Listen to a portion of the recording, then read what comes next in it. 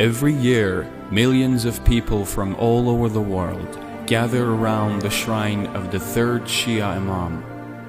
The number of the participants last year was over 20 million people.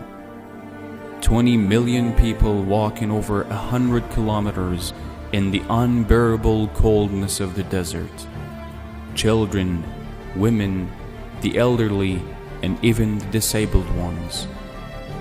There must be a mystery behind this enthusiasm. Who is the one whose shrine is so loved after 1,400 years? What motivates people to do so? The situation in the Islamic world was such that the wrong, in an Islamic disguise, was ruling over the country and the people.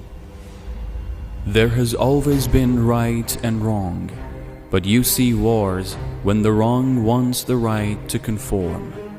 Now this has happened and the right needs to make a decision. Hussein ibn Ali had only two options.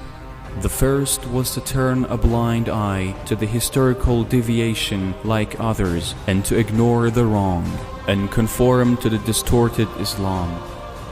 Second was to reject the wrong at any cost and expose this deviation for the rest of the time. Hussein ibn Ali went for the second option.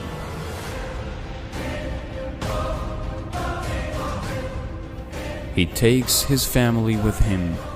Therefore, a great sacrifice is on the way. The morning of the promised day, the wrong with hundreds of warriors stands in front of the right, with an army of less than 100. He and his followers sacrificed all they had to expose the brutality of the wrong Islam.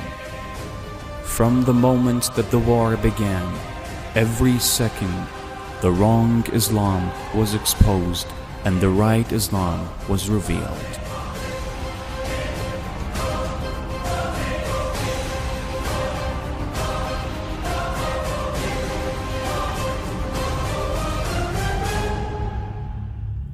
They blocked the water on Hussein and his children. When he asked for water for his 6-month-old infant, they responded with a sharp arrow. He asked them for a prayer's break. They attacked his warriors while praying. The water-bearer of his army was thirsty until the last moment. He sent his own son before others for fighting.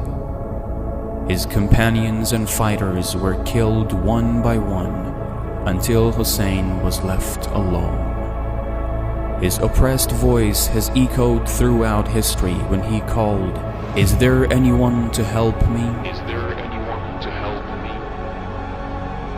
And now it was the time to sacrifice himself for the sake of freedom from oppression. After him, calamities did not stop. They burned the tents and imprisoned the survivors. This was just a portion of what Imam Hussein, had to bear to reveal the truth and astonished the world.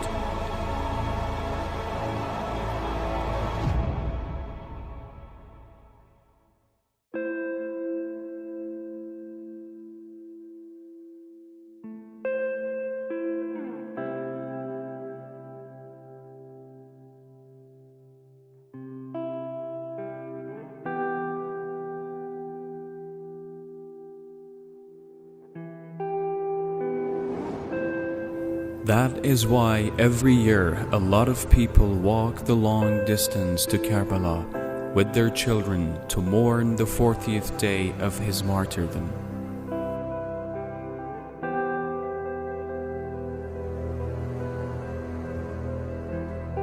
And that was what Hussein went through in order to revive the truth. Had this not happened, history would have lost the last path to salvation.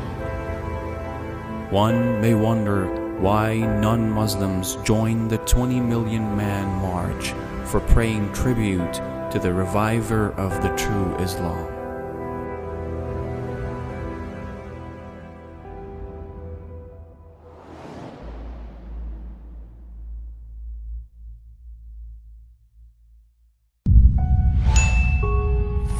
you.